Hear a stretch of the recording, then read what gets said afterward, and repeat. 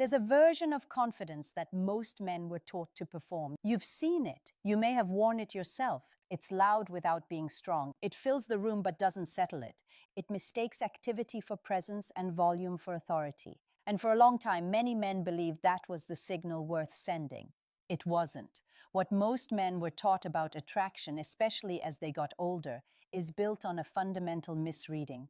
The assumption is that a woman responds to effort made visible, that if she can see how much you're bringing, how composed you look, how sharp your appearance is, how confidently you speak, she'll register that as value.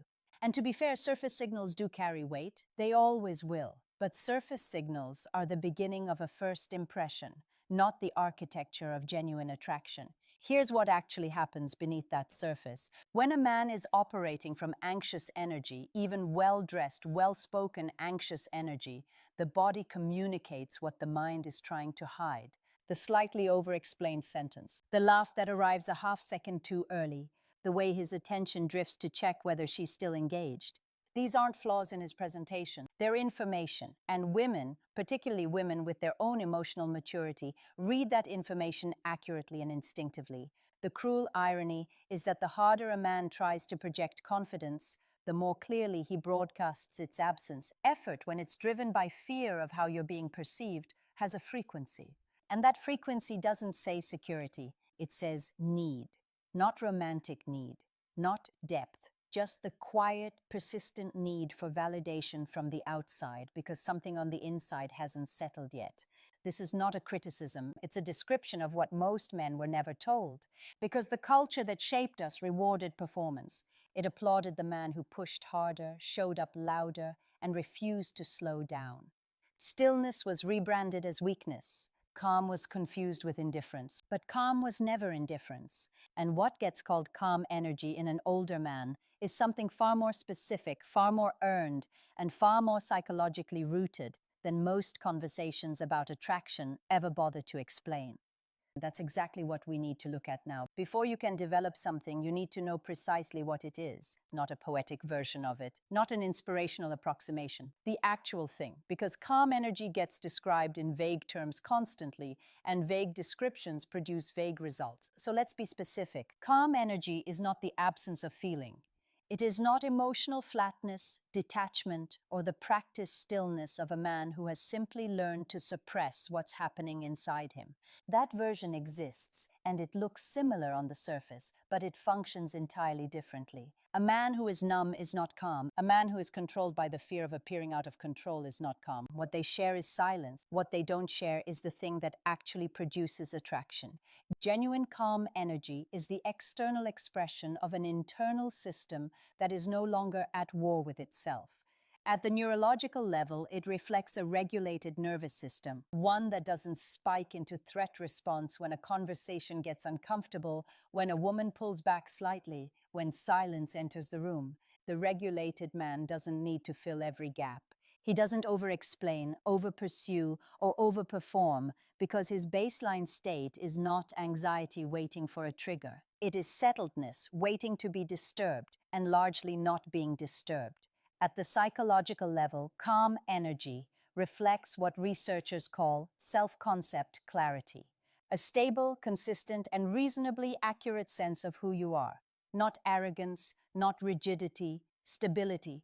The man who knows what he values, what he will and won't accept, what genuinely matters to him and what doesn't. That man does not need the external environment to constantly confirm his worth. He already has an answer to the question most men are still quietly asking every room they walk into. This is why it's rare after 40, not because age works against it, but because life has a way of eroding it before it fully forms. Divorce, professional setbacks, the quiet accumulation of compromises a man makes over 2 decades, these don't just cause pain. They create identity interference. They introduce noise into a man's internal signal. And many men hit their late 40s carrying that noise while presenting a surface that suggests they've resolved it. They haven't, they've managed it. And management is not the same as integration. The younger man cannot access this state not fully and not reliably, because he hasn't lived long enough to test himself against real consequences. His calm, if he has it, is largely untested composure. It's confidence without the weight of having actually lost something significant and rebuilt from it. That distinction matters because women with their own life experience can feel the difference between a man who has never been truly tested and a man who has been and is still standing without bitterness, without performance, without the exhausting need to prove the standing is real. So the question isn't whether older men are capable of this energy. Most are closer to it than they realize. The question is why so many men arrive at this stage of life and still haven't fully inhabited it. And that answer lives in something more specific than circumstance. Presence is not a personality type. It is not something you were either born with or quietly resigned yourself to living without. That framing has kept a significant number of men passive about something they are entirely capable of developing. What produces the kind of grounded, attractive presence we're talking about is a specific set of internal conditions, not habits, not routines, conditions, psychological states that, once genuinely inhabited, change how a man moves through every room, every conversation, and every relationship he enters. There are 4 of them. And the word genuinely matters here because each of these can be performed temporarily.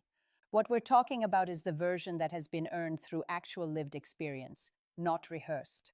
The first is identity clarity. This is knowing with reasonable precision and without needing external confirmation who you are, what you stand for, and what you are no longer willing to negotiate. Not a rigid self-image, not a defended ego, a settled one. Most men spend enormous energy managing how they're perceived because they haven't fully resolved how they perceive themselves. Identity clarity ends that particular war. When a man is no longer lobbying internally for his own approval, he stops lobbying externally for everyone else's. That shift is visible. It registers in how he speaks, how he listens, and notably in what he chooses not to say. The second is emotional non-reactivity. This is consistently misunderstood, so it's worth being precise. Non-reactivity does not mean emotional suppression. It does not mean training yourself to feel less. It means that your emotional responses no longer have automatic authority over your behavior. The reactive man feels discomfort and immediately acts to relieve it through deflection, aggression, withdrawal, or performance. The non-reactive man feels the same discomfort and remains behaviorally steady while it moves through him. That steadiness, particularly in moments of interpersonal tension, is one of the most powerful signals a man can send. It communicates that he will not be destabilized by the ordinary turbulence of human connection. For a woman navigating her own emotional complexity, that signal is not subtle, it is profound. The third condition is outcome independence. Not indifference, which is its hollow imitation, but genuine freedom from needing a specific result in order to feel okay. The man who needs the day to go well, the conversation to land correctly, the woman to respond with enthusiasm that need leaks. It creates a background pressure in every interaction that the other person feels, even when they can't name it. Outcome independence doesn't mean you don't care. It means your sense of self is not contingent on the result. You can want something without requiring it. That distinction, seemingly small, produces an entirely different quality of engagement. It's the difference between a man who is present in a conversation and a man who is managing one. The fourth is depth of self-respect. Not confidence in the performative sense, but the quiet, non-negotiable regard a man holds for his own experience, his own time, his own standards. Self-respect at this level is not about pride. It's about integrity in the original sense of the word. Integration. The parts of a man's life, his values, his choices, his relationships, are aligned rather than compartmentalized. He does not repeatedly betray what he knows to be true about himself in order to secure approval or avoid discomfort. And that integrity produces a stillness that no amount of practiced body language or cultivated charisma can replicate. These 4 conditions are not a checklist. You don't complete them and move on. They are ongoing orientations, deepened over time through the specific kind of pressure that only real life provides. Which is why the man who has genuinely lived his way into them carries something unmistakably different from the man who has simply learned to describe them well. That difference is not always obvious in conversation, but it is never invisible to the right observer. If you've noticed that something has shifted in how certain women respond to you as you've gotten older, you're not misreading the room. That shift is real, it has a basis, and it's worth understanding clearly rather than just quietly appreciating it. Attraction, particularly in women who have lived enough life to know what they actually want, is not primarily a response to appearance or status in isolation. It is a response to signals, biological, emotional, and behavioral signals that the nervous system evaluates faster than conscious thought can process. And the signals that calm, grounded older men transmit are not minor variations on what younger men offer. They are categorically different inputs that trigger categorically different responses. From an evolutionary standpoint, the qualities that calm presence communicates, stability, resource adequacy in the broader sense, emotional predictability, and low threat, are precisely the qualities that a woman's threat assessment system has always prioritized in a long-term partner. This isn't theory constructed to flatter older men. It's a consistent finding across attachment, research, and evolutionary psychology. Women, especially those past their mid-30s, shift measurably toward valuing security-based signals over novelty-based ones.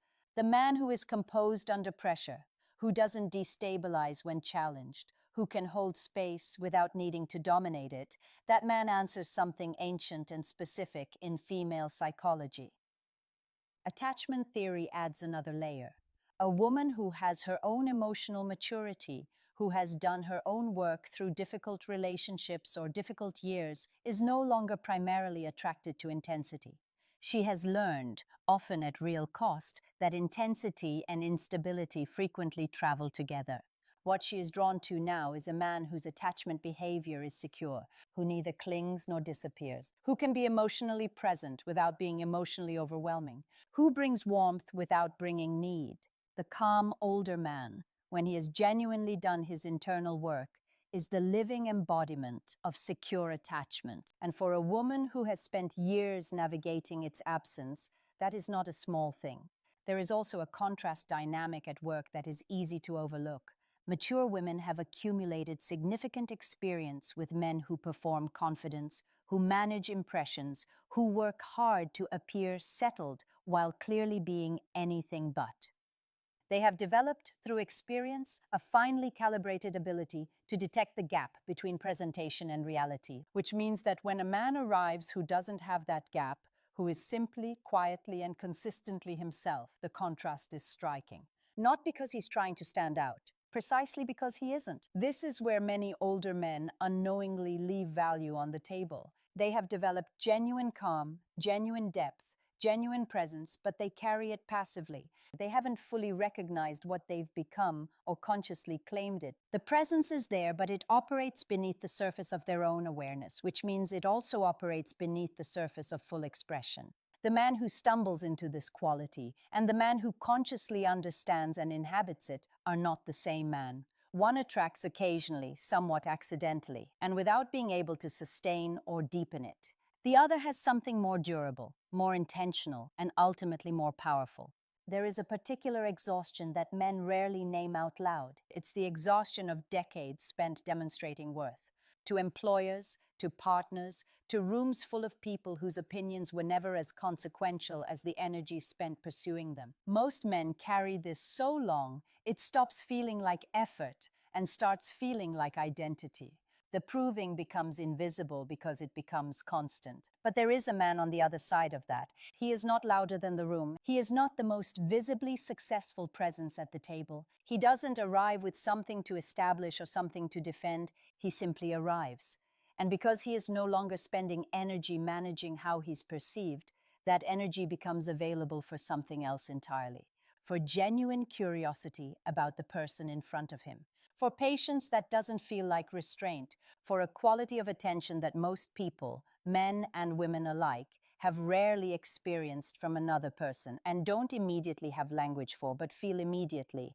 This is not a personality transplant. It is not the result of a breakthrough weekend or a rebranded morning routine.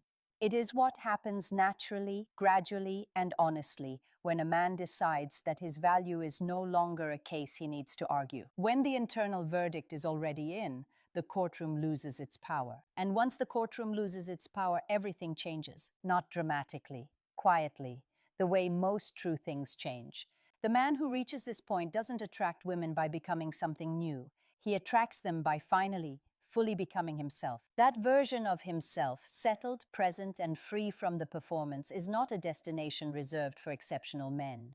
It is available to any man willing to stop negotiating with his own worth and start inhabiting it instead. That's not inspiration. That's just what's waiting on the other side of the noise.